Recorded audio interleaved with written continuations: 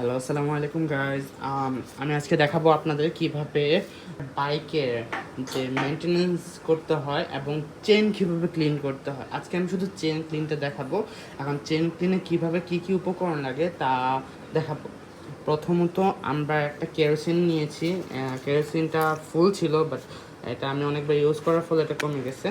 আর এরকম একটা ব্রাশ, যেটা হচ্ছে চেনের যে ডাস্ট থাকে ওটা পরিষ্কার করার জন্য। এরকম একটা ব্রাশ যেটা হচ্ছে কেরোসিন দিয়ে আসা যেতে পারে বা মাজতে পারি।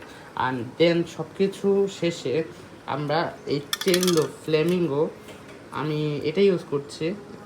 অনেকগুলোই আছে, সব সেমই প্রায়। এটার মধ্যে বিশেষ কোনো কিছু নাই যে এটা ভালো, এটা প্রোডাক্ট ভালো, এটা আপনার যেটা ভালো লাগে ওইটাই আপনারা ইউজ করতে পারেন। আমি মূলত এটা ইউজ করছি। দেন করতে হয়।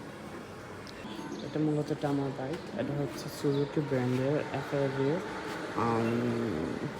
ভালো একটা বাইক, আমার কাছে বিশেষ করে ভালো লাগে এটা। আর আমি এটার চেনটা করবো, ক্লিন করবো।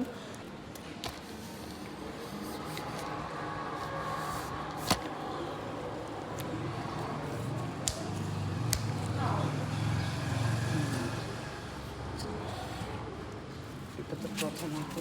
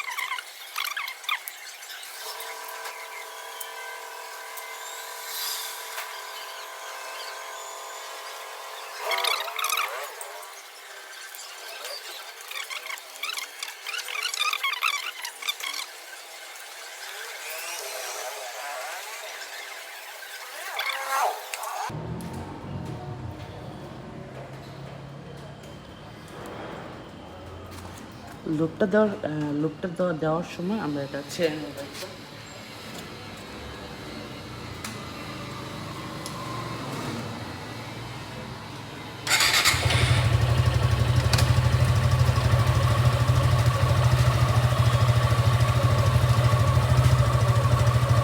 ছেড়ে নিলে আর কি সহজ হয়।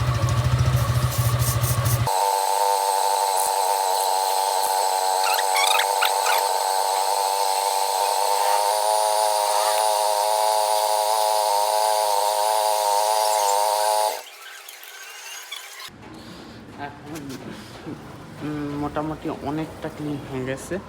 এই আরেকটা, এই পুরো বাইকটা ক্লিন হয়ে গেছে।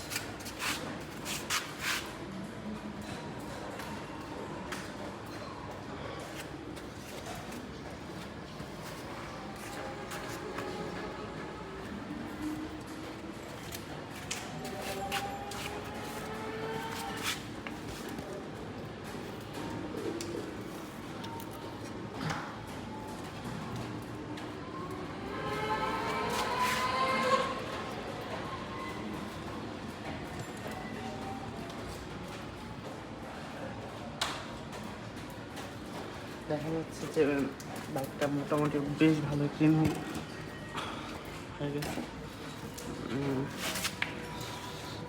এরকম একটা কালো শেড থাকার অর্থ হচ্ছে এটাতে এক ধরনের গ্রিস থাকে। ওই গ্রিসটাতে যখন লুপ দেওয়া হয় তখন ওটা ওই ময়লাটা আর কি মিক্সড হয়ে দেন এরকম কালো আসে, এটা কোনো প্রবলেম হয় না। এটা হচ্ছে এটা থাকলেও কোনো প্রবলেম না, যদি ভালোভাবে পরিষ্কার করতে গেলেও এটা এইভাবেই থাকবে সবটা, ঠিক আছে। এটা হচ্ছে এইভাবেই ক্লিন করা হয় বাইকের ইয়েটা। এখন যদি ভালো লাগে দেন আমাদের চ্যানেলটা সাবস্ক্রাইব করবেন এবং বেল আইকনটা দিয়ে দেবেন, যেন পরবর্তী ভিডিওগুলো আপনারা অনেক সহজে পেয়ে যান। বাইক টিউটোরিয়ালস, কীভাবে বাইক পরিষ্কার করতে হয়, কীভাবে বাইক সার্ভিসিং করতে হয়, মেনটেন্যান্স করতে হয়, সব কিছু নিয়ে আমি একটা ভিডিও করব।